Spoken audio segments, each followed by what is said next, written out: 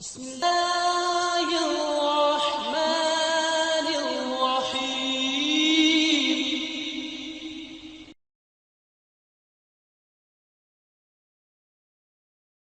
الحمد لله وسلام على عباده الذين اصطفى. بسم الله الرحمن الرحيم. سورة طه. طه ما أنزلنا عليك القرآن لتشقى. طه حروف مقطعات میں سے ہے. قرآن کریم کی 29 سورتوں کے آغاز میں ایسے حروف پائے جاتے ہیں. ان حروف کو حروف مقطعات کہتے ہیں.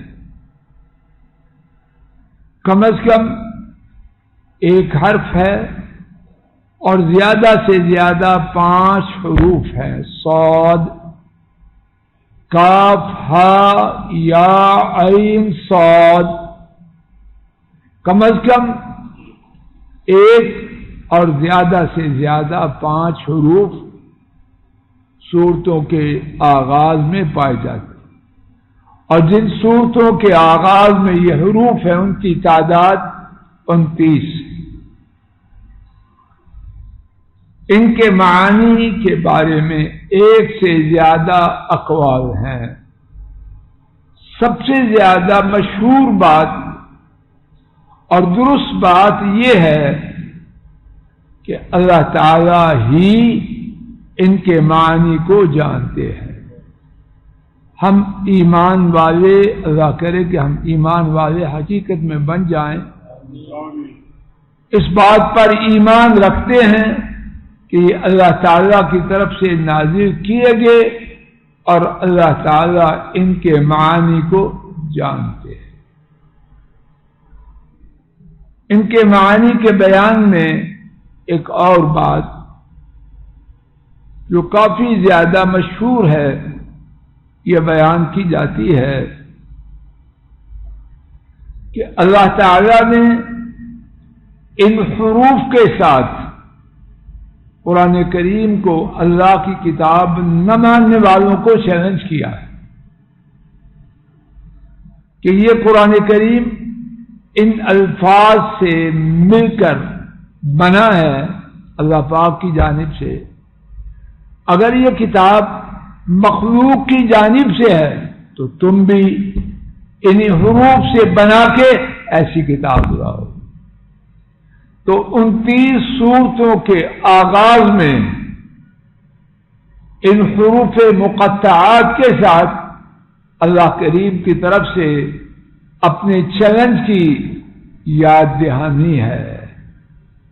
البقرہ میں بھی چیلنج ہے اور باقی سورتوں میں بھی چیلنج ہے.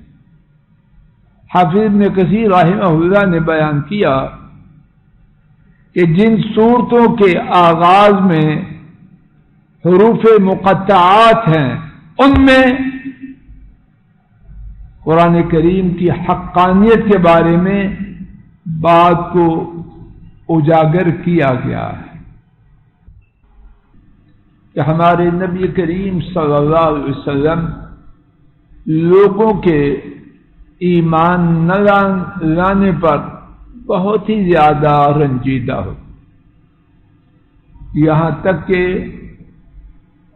کیفیت یہ ہو جاتی کہ کہیں آپ اسی رنجیدگی میں لوگوں کے قرآن کریم پر ایمان نہ لانے کے غم اور افسوس میں اپنی جان مبارک کو ختم نہ کریں.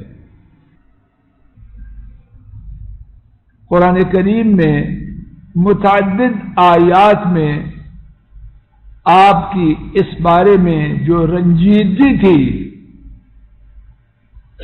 اسے بیان کیا گیا اور آپ صلی اللہ علیہ وسلم کو اطمینان اور تسلی دلائی گئی. میرے ساتھ چند ایک مقامات دیکھیے.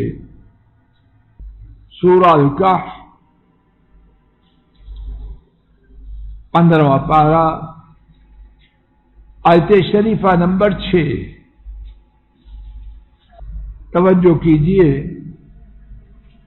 فَلَعَلَّكَ پس شاید آپ باخع نفسک اپنی جان کو ہلاک کرنے والے ہیں. علی آثارہم ان کے پیچھے. ان لم یؤمنوا بہذا الحدیث اگر وہ اس قرآن پر ایمان نہیں لائے. اسفا افسوس کرتے ہوئے. بات واضح ہو رہی ہے. آپ نے قرآن کریم سنایا، وہ نہ مانے، اس پر ایمان نہ لائے. اب آپ ان کے ایمان نہ لانے پر اتنا افسوس کرتے ہیں کہ اپنی جان کو ہلاک کر لینا ہے. حضرات و خواتین، میں آپ رک جائیں. ہم ان کی امت میں ہونے کے دعوے دار ہیں کہ نہیں؟ کیا میرے اور آپ کے دل میں دین کی دعوت میں یہ جذبہ ہے؟ آپ کی یہ بات کہ نہ ماننے پر یہ کیفیت ہوتی. اللہ تعالیٰ فرما رہے ہیں آپ نے اپنی جان کو ان کے پیچھے افسوس سے ہلاک کرنا ہے. اور ایک ہم انا للہ و انا الیہ راجعون، گھر میں اللہ کی نافرمانی ہو رہی ہے، کان پہ جوں نہیں رہی. انا للہ و انا الیہ. یہ کہانی چل رہی ہے کہ اور میرا گمان نہیں بلکہ عقیدہ ہے، ہمارے گھروں میں جو بے دینی آ چکی ہے، آ رہی ہے، اس کا ایک بڑا سبب دین سے تعلق والوں کی بے حسی ہے. میں ٹوپی رکھ کے ویسٹ کوٹ پہن کے آ جاؤں اور گرد و پیش کی فکر نہ ہو، یہ نبی پاک صلی اللہ علیہ وسلم کا طریقہ تو نہ تھا. آپ تو لوگوں کو قرآن سناتے، دین کی دعوت دیتے، نہ مانتے، اتنی تکلیف محسوس کرتے کہ اللہ پاک تسلی دے رہے ہیں. اور کیا تسلی دے رہے ہیں کہ آپ نے ان کے غم کی وجہ سے کہ وہ مانے نہیں، اپنی جان کو ہلاک کر لیں. کبھی میں آپ نے بھی یہ غم کھایا ہے؟ وہ غموں سے خالی ہے تو ذرا ہاتھ کھڑا کر. وہ ہے غموں سے خالی عبد البصیر؟ لیکن کبھی دین کا غم بھی کھایا ہم نے. اور جو دین کا غم لگا لے اللہ اسے باقی غموں سے نجات دے. ہم نے دین کا نہیں لگایا، اللہ نے اتنے غم ڈال رکھے ہیں، نکلتے ہی نہیں. ایک دوسرے مقام کو دیکھیے، سورہ الشعراء آیت شریفہ نمبر 3. لعلك باقع نفسك الا يكونوا مؤمنين. لعلك باقع نفسك الا يكونوا مؤمنين. شاید کہ آپ اپنی جان کو ہلاک کرنے والے ہیں کہ وہ ایمان والے نہیں ہوتے. پہلی آیت اور اس میں الفاظ شریفہ قریباً ایک ہیں یا جدا جدا؟ تو اللہ پاک جو بات 2 دفعہ فرمائے تو آپ کے پریشان ہونے کی بات کتنی زیادہ ہے کہ اللہ تعالیٰ دوسری دفعہ فرما رہے. ایک تیسرا مقام دیکھیے، سورہ فاطر 22واں پارہ آیت شریفہ نمبر 8. فَلَا تَذْهَبْ نَفْسُكَ عَلَيْهِمْ حَسَرَاتٍ إِنَّ اللَّهَ عَلِيمٌ بِمَا يَصْنَعُونَ. فَلَا تَذْهَبْ نَفْسُكَ عَلَيْهِمْ حَسَرَاتٍ. آپ کی جان ان کی وجہ سے حسرت سے ختم نہ ہو جائے. یقیناً اللہ تعالیٰ خوب جانتے ہیں جو وہ کرتے ہیں. اللہ پاک ویسے ہی کہہ رہے ہیں یہ حقیقت ہے؟ اللہ ویسے کہتے ہیں.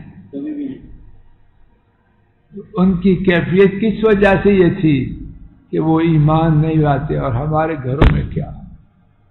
اللہ مجھے آپ کو نبی کریم صلی اللہ علیہ وسلم والی تڑپ کے وہ تو نہیں ہو سکتی، ان کی طریقے کی تڑپ عطا فرمائے. ہمارے دل میں دین کی دعوت کے لیے اہتمام پیدا فرمائے. اور اس بارے میں میری آپ کی جو کوتاہی ہے اور بہت زیادہ ہے، اللہ تعالیٰ اپنے فضل و کرم سے اس کو دور فرما دے. وآخر دعوانا ان الحمد للہ رب. السلام علیکم ورحمۃ اللہ. یہ ڈاکٹر فضل الہی صاحب کا آفیشیل یوٹیوب چینل ہے. اس کو لائک، سبسکرائب اور شیئر کریں اور بیل آئیکن پریس کریں تاکہ نئے آنے والی ویڈیوز کا نوٹیفیکیشن آپ کو موصول ہو سکے. جزاکم اللہ خیر.